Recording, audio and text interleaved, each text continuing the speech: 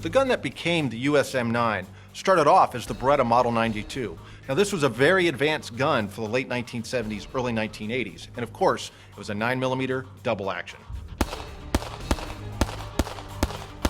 In the 1980s, the United States was ready to adopt a new standard issue sidearm. That's because the old 1911s were reaching the end of their service life. 1911 production took place during the First World War, then there was a gap, then there was production during the Second World War, but no 1911s were produced after 1945. Part of the reason that we replaced it with a 9mm handgun was because we were obligated to do so. In 1982, the United States signed on to NATO standardization agreement number 4090, and that STANAG obligated the United States to adopt a 9mm pistol.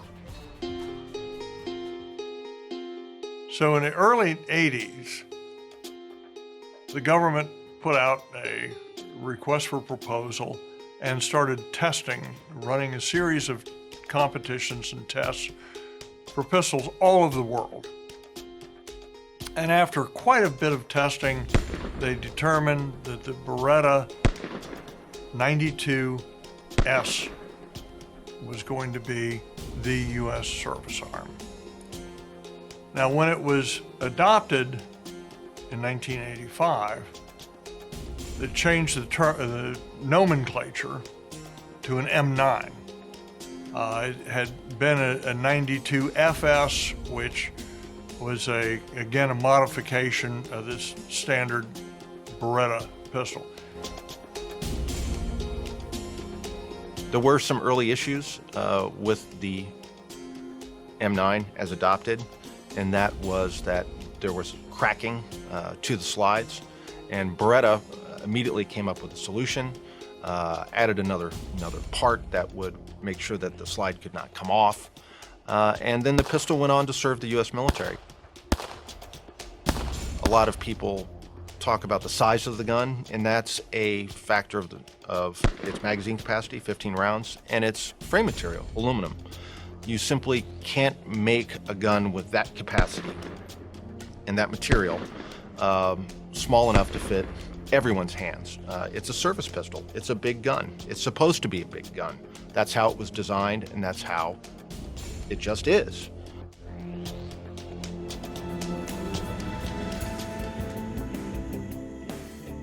The M9 has seen American military forces in every conflict that we've experienced since 1985. The pistol has received some first-person usage reports from our military personnel in Iraq and Afghanistan. Now, certainly there are going to be complaints and criticisms, but when you look at the actual function of the gun and compare it to any of the criticisms that have come up, most of those have to do with the feed system and the magazines. And having been a war correspondent in Iraq and Afghanistan, I can tell you that those guns that individuals were having trouble with, as far as the magazine system, came from aftermarket magazines that they had purchased for their gun.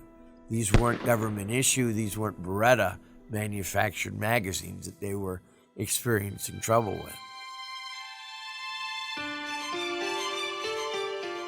Because of the open slide design and for some other reasons, because of the double stack magazine, you ended up with a pistol that had more width. And to me, inexplicably, it just had overall more mass than a comparable double stack 9mm Luger chambered service pistol, as perhaps one might compare to the Browning High Power. So there are very few M9s that are actually in civilian hands. Almost all were procured by the U.S. military, and many, of course, have been supplied to our allies in the War on Terror. And so Beretta has done a couple of limited editions that replicate the original M9, putting the government numbers and such on the gun. So for collectors, there are M9s out there, but not the genuine issue. Those are the property of the United States government. So the United States military has looked at replacing the M9 a couple of times. There was a a Joint Service Pistol Program, the JSP, and eventually a program developed called the MHS, for Modular Handgun System.